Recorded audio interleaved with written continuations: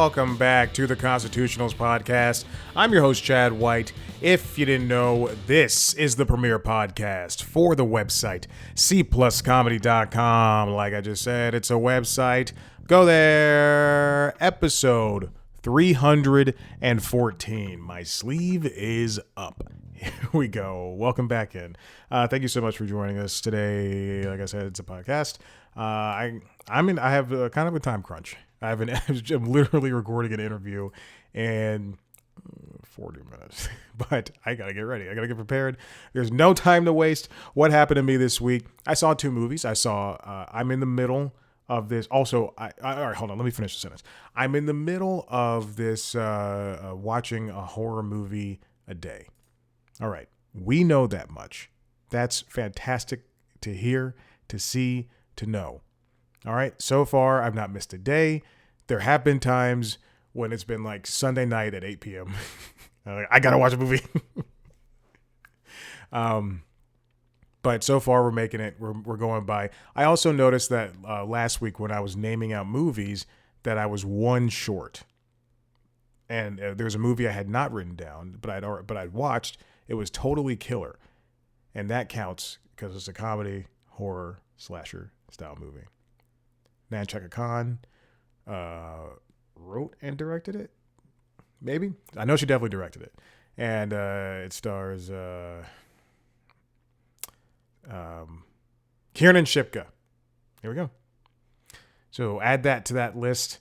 This week I also saw Smile 2. I went to theaters to go see that movie, and I have not felt stress.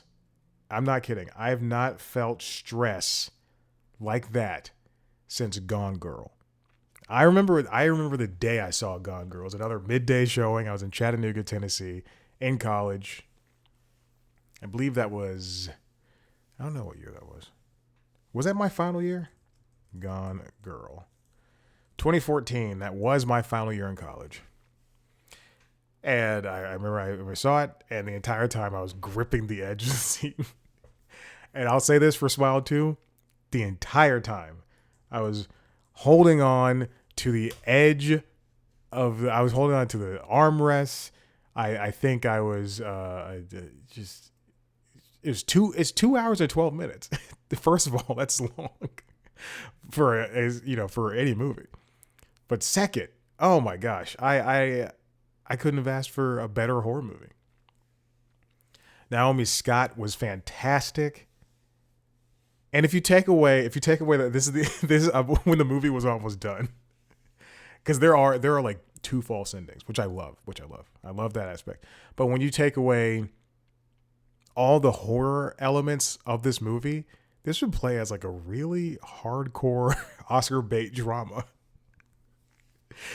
of a pop star who is losing her mental faculties. Oh my God, Naomi Scott did such a great job. I think everybody did a good job, and the twists and turns that pop up in this movie, never be comfortable is what I'm saying. And it wasn't like gory. There are movies that even I watched on this list that I have that were trying to be gory and I hate, for lack of a better term, send a message to the viewer. But at the same time, I think this movie did it better. Smile 2 was great.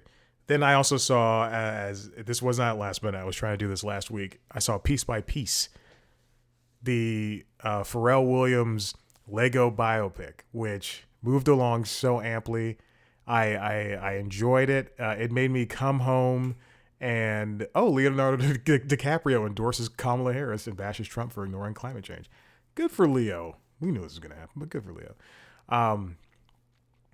It was so great. Maybe come home and make a playlist of not just Pharrell, but a bunch of other super producers who, including Timbaland and Rick Rubin, because I like to read liner notes. I like to know who produced songs and to just find a list of songs that Pharrell produced, like Hella Good from No Doubt, and Rick Rubin did a lot of Beastie Boys and Red Hot Chili Peppers, and then Timbaland did some pop. Like Timbaland's great at doing pop, like straight up pop songs, uh, which Pharrell talks about in the movie. Like you guys are like you have to not be afraid of going pop.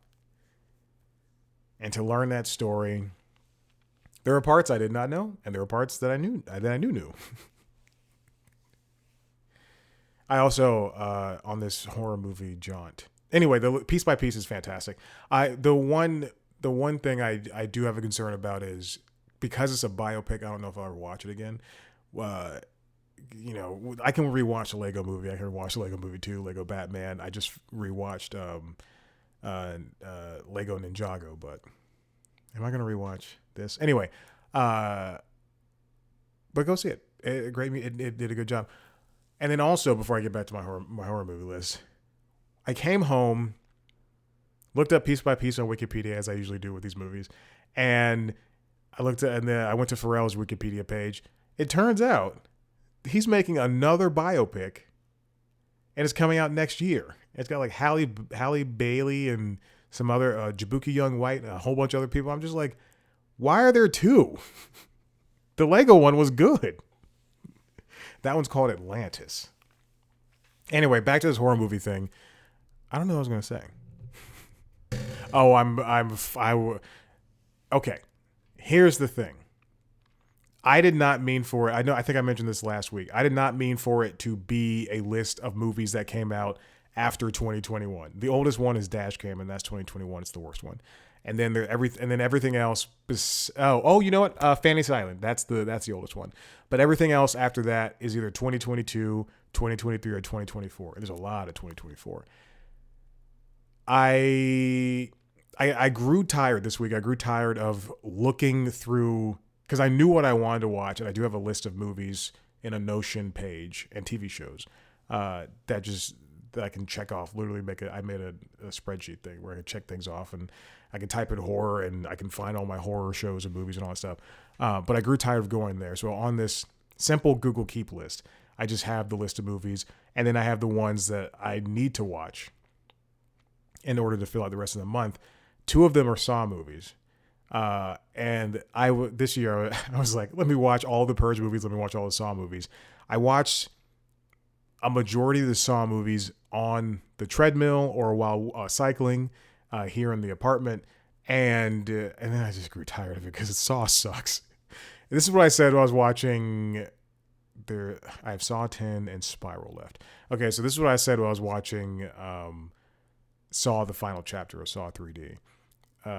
Every single movie looks like it was made in 2001. Every single one of the Saw movies was made in 2001, and then they've been releasing them every 3 years, every 2 years. Oh my God, those people are all dressed the same. They also have the same, just the same technology from that time period, and they all take place in recent times, which is crazy to say. But there's that, and that's what I'm dealing with. That's everything I'm dealing with those movies. But the rest of the list, I'm thinking about, because a new one just dropped on Netflix called Don't Move. And then there's one, also I want to say Hulu has really come in clutch. I appreciate Hulu for everything that it's done for horror movies. But I might be dropping, there's one on Netflix called Don't Move. I might be dropping one of the Saw movies in order to bring up Don't Move into the list. Or maybe Maxine, because I didn't watch Pearl. I did watch X, though. Or maybe Terrifier 2, because I hated Terrifier 1. I've never been so... The only other time I've been so, just angry at a movie was Dashcam. I do not like Dashcam, and that was a waste of time, and I wish I could remove it from my memory. Okay. Let's move on. Again, I have an interview in 20 minutes. I did the time wrong. I have an interview in 20 minutes. Let's get on with this. This comes from The Hollywood Reporter, written by Winston Cho. Why Los Angeles is Becoming a Production Graveyard. We have previously, 10 years ago, 5 years ago, prior to the pandemic, there were shows and movies being shot in Los Angeles all the time. Side note, whenever, I don't know if I've ever said this out loud, but I always thought it was... I think it's so great when what's it called? When a TV show or a movie are shot in Los Angeles, and I know that the actors live in Los Angeles, I go, oh, it wasn't a bad commute for them. I always think about that. Anyway, like I only started thinking about that because of the show Lethal Weapon, and I know Damon Wayans Sr. had a rough time on that show. And I thought, and I always thought when I was watching that show, because it's a good show, I always thought, well, at least it doesn't have to drive very far. But prior to the pandemic, all of these shows and movies, a lot of shows and movies were shot in Los Angeles, not because it's a Hollywood mecca, quite literally. It's because they had a lot of great incentives, a lot of good monetary incentives. And in recent years, because other cities would like to make money as well, shows have had to, and movies have had to move out of Los Angeles because they found cheaper places elsewhere. Take, for instance, MasterChef, which always called Los Angeles the place to be, home, as they say. It's now moving to Australia. So it's going to fly producers. It's going to fly the home cooks because it's cheaper to shoot in Australia. And the same thing happened for The Rock's show, Young Rock. A lot of that shooting, that show, took place on, the shooting took place in Australia or New Zealand, even though it was like, this is Memphis. This is Georgia. This is Indiana. This is Florida. Because it's cheaper. It's cheaper to, it's instead of charging them XXXXX, they'll be charging XXX. It's distressing, says Paul Audley, the president of Permitting Office Film LA. We worked a lot on trying to keep them here. And I'm sure that they did. I'm sure that there were a lot of conversations, but only so many shows can continue to afford to lose money and shoot in LA. Shows like that are currently shooting are like SWAT and The Rookie. Here's a chart from 2021. At its height in Q2, there were over 7,000 shows shooting in Los Angeles.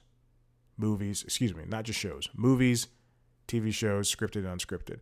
And at its lowest point, Q4 2023, there was less than 2,700. They account part of the issue of this is peak TV. That's one of the issues. The peak TV happened and all these shows were canceled. Last quarter, the UK and Canada each saw more live action scripted titles with budgets of at least $10 million actively filming within their borders. The US, meanwhile, saw a 35% decline from 251 to 163.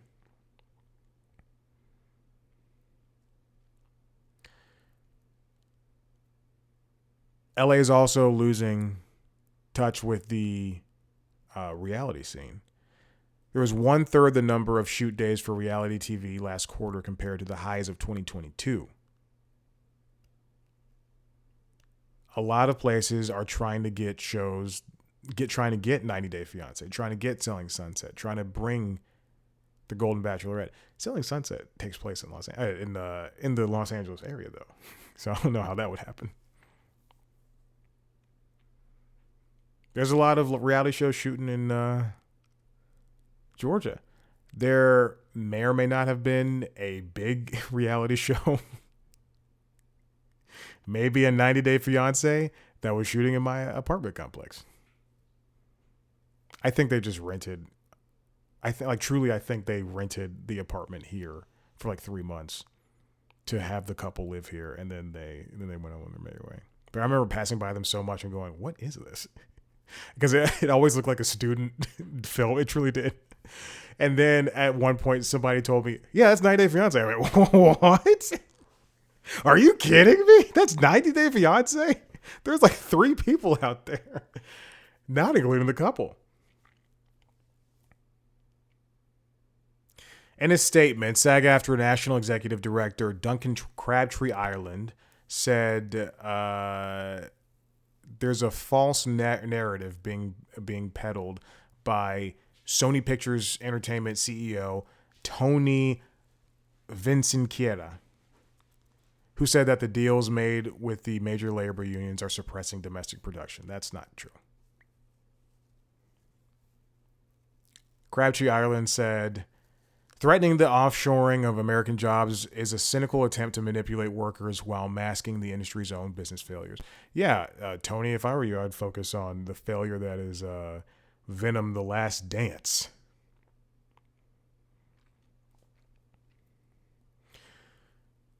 Sometimes permitting fees have been doubled, which means, hey, we're not going to be able to afford that. Even shooting for a single day can cost so much.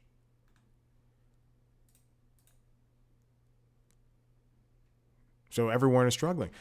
When shows and movies start moving out of the place, I think it's time, to relook, to reassess what's going on when Los Angeles is losing those things.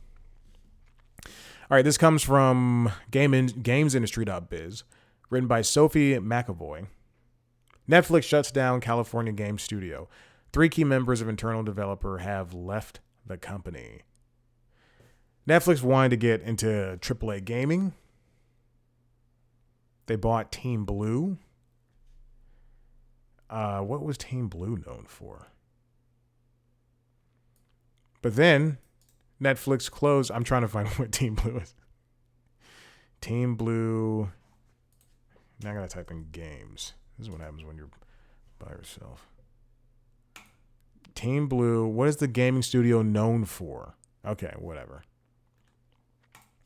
As reported by GameFile, Netflix confirmed its 5th internal studio had been closed and that 3 hires on the team had left the company. God, this is what happens when big tech gets into making video games.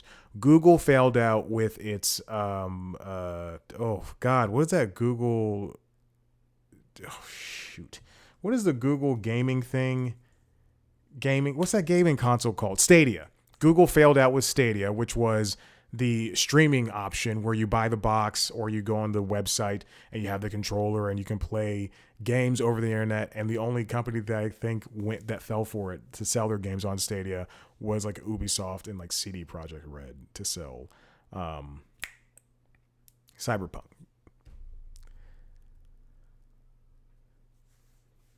The studio lead, Chaco Sonny, creative directors Joseph Staten and art director Raphael Grizzetti were all hired in 2022 of October, 2023 of April, and May 2023 to work on the big new AAA IP. But what happens is AAA gaming is so expensive. Look at Ubisoft not able to pull out major development for the latest Assassin's Creed. That's been pushed back. And Grand Theft Auto 4, 5, and probably 6 have been pushed back from their initial release dates. Making a video game is hard. Until Dawn remake came out and just floundered because it wasn't the remake that it should have been. First of all, it should not have been a remake, it should have been an update. And when you have these tech companies, when you have Facebook, when you have Google, when you have Netflix come in and say, we're going to make games, they don't realize how much more difficult that is compared to making a movie or TV show. Apple knows the struggle because they just teamed up with Amazon to have Apple TV Plus on Amazon channels. And yes, it's going to allow them to be more visible to especially the people who don't have Apple devices. But there's also the fact that, hey, not a lot of people want to see wolves. Not a lot of people want to pay $10 a month to watch Shrinking. And yes, while I like wolves, while I like Shrinking, there's no way that these movies and TV shows are making money for Apple. And the same thing can be said for Netflix, which has its foothold in the gaming space, because you can go to the Netflix app. The first thing I is loaded up is the Emily in Paris game, and you have access to games. Yes, I can play Kentucky Route Zero and TMNT Shredder's Revenge and Death's Door and the definitive ports of GTA San Andreas and other GTA games and Dead Cells, and then made for Netflix games like Sonic Prime Dash and Shovel Knight Pocket Dungeon. But those games are a lot more difficult than sitting down and making a new Super Lucky's Tale. That's not AAA. That's the game I'm playing on Xbox right now. Then making Until Dawn or for Horizon Forbidden West, or is that what it's called? Or a Forza game, or a Super Mario Brothers Wonder.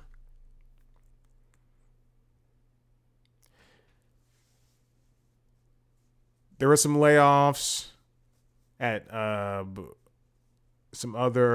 Epic and other places. I mean, we've just seen layoffs all around the game industry. We know these things are happening, and it's just a shame that people are treated like experiments. You get a job for a couple of months and then, shown the door. And finally, I do have to rush. I have like 10 minutes. I know I said I had like 20 minutes. I truly have like 10. This comes from Deadline, written by Ted Johnson. The Washington Post won't endorse a candidate in the presidential race. They joined the LA Times in not endorsing a candidate. This has been a discussion as of late in this past week. Apparently, but the biggest issue with this is that apparently WAPO, this comes from The Wrap, written by Sharon Knoll, already had a Kamala Harris endorsement ready to go before Jeff Bezos nixed it. Okay? So that's a big deal to already be ready to say, we're going to do this. It's what a tragic stance to take. This is something that is so disappointing to hear, that you're not going to endorse this cycle. I believe the LA Times owner said that they're going back to their roots of 36 years ago, that they won't be endorsing somebody. The Mariel Garza, who was the publication of LA Times editor of editorials, resigned, and other staffers resigned as well, saying that they weren't going to follow along with this. Like, that's such a stupid decision. Charles Lane and Stephen W. Stromberg had worked on drafts of the Harris endorsement. I actually have to... The Wrap, I genuinely hate The Wrap for putting everything behind a paywall, because I read it on my phone. And then I guess it's like, oh, you read it on his phone. Well, then he's not going to be able to read on the desktop. I'm getting a phone call right now, and I know it's from the people that are campaigning. I've already talked to them. I've already talked to multiple companies like 3 times, because they're all doing jobs. You can't just be mean to them. Anyway, the Washington Post Guild said that according to their own reporters and guild members, yes, I already have that. Okay. We are already seeing cancellations from once loyal readers. The decision undercuts the work of our members at a time when we should be building our readers' trust, not losing it, said the guild. Robert Kagan, editor at large at the Post, resigned following the announcement. Interesting. Now, here's the question. Hold on. Wait a minute. Oh no, I don't have the thing that I wanted to look up. But here's the question, and it comes from Variety. Do these endorsements still matter? Are these big time endorsements something that people still care about? And I'm trying to find the article so that I can actually reference it. Endorse. I have to type in endorse in my email. Okay. I linked to the wrong thing. This comes from Daniel D'Addario. As LA Times and Washington Post kill presidential endorsements, do these still matter? Yes, they do. I was listening to, oh God, was it NPR or PBS? I forgot who it was, but they asked the question, will, or it might have been CNN, but they asked the question to the, you know, do big name people like Taylor Swift, like a Leo just happened, like a Leo, like a Oprah, when they announce that they are putting their weight behind a candidate, do things change? Well, for Taylor Swift, we saw people over the age of 18 signing up to vote for the first time or to register as whatever they want to for the first time. And that worked.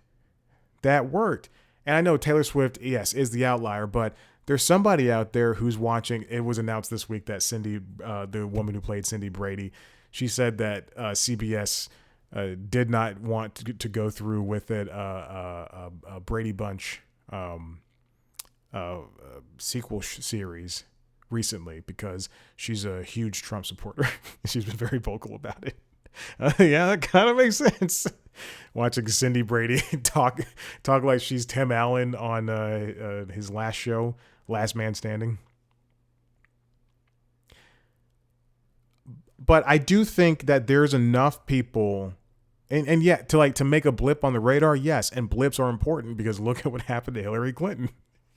You know, it's there's enough people who are interested in like hearing what Lady Gaga has to say, you know, and if it's somebody they respect enough, then yeah, maybe they're going to be like, you know what? Because how many, like even looking at the Kamala Harris CNN town hall that just happened this past Wednesday, there were still so many people who were undecided, you know, or like watching a Trump town hall that's on Fox News and saying like, oh, I'm an undecided voter. Like, how are you undecided? Like it's crazy. Yes, there are enough people in this world who don't know and can't make these decisions for themselves, and they have to be, you know, swayed in one way or the other. That's why we have swing states. That's why we have purple states, and in a lot of cases, we need those people. As I've said before, we need the Joe Rogans, we need the Bill Maher's, we need all these people that you don't necessarily agree with, in order to have these discussions. I know a lot of these discussions have turned into arguments and yelling and everything, but we need this. And as much as I dislike it, we need this. So yes, we need these endorsements. And this is when I got this email this morning that WAPO had joined LA Times, Washington Post had joined LA Times. I was driving before I got in the car. Before I was going to the grocery store, I got the email. I was like, this is so stupid. Like, make a decision. When you make a decision like this, when you make an endorsement, you're not saying, hey, we're swinging left or right. You're not saying, I'm the New York Times, we're choosing Kamala Harris, and we're for Democrats only. You're not saying that. You know, you're endorsing somebody whose beliefs that you can get behind. You're not saying Mitt Romney's a better candidate than Barack Obama, or George W. Bush is better than Al Gore. No, and in all the cases, you are saying we believe this person is the next best fit for the to run the country, and we hope our readers can get on board with us. And it's not everybody at the New York Times or Washington Post or LA Times is getting together and going, we vote for this person, we vote for this person. No, it's just the editorial board. They have a discussion and then they go towards it. This is such a stupid decision. And it's not a right or wrong answer. It is just for them to choose somebody, or for when they choose somebody, it's just who they believe is the person right now. But I can't get into it anymore. Listen, if you like what you heard here, head to the website, cpluscomedy.com, where we've got, so many things, where I'm talking to famous people. In 10 minutes, I'll be doing that. You can follow us on, famous. You can follow us on, if you want to see a video version of the show, go to youtube.com/C plus comedy, where you can see me talk to those people. You see a video version of this show, as well as the other podcasts, Late Night Lately, the Late Night Show, and LinkedIn Logs, which is the Jobs podcast, as well as the Interviews, which is the show where I talk to all those people you love. You can follow us on TikTok, Twitter, Instagram, Facebook, at C Plus Comedy, me on those platforms, at Chad Blackwhite. Subscribe to those other podcasts wherever you get your podcasts, not SiriusXM, because you have to have a lot more followers for that. But thank you so much for listening. We'll see you later. Goodbye. Wait, not yet. Right now. Okay. Bye.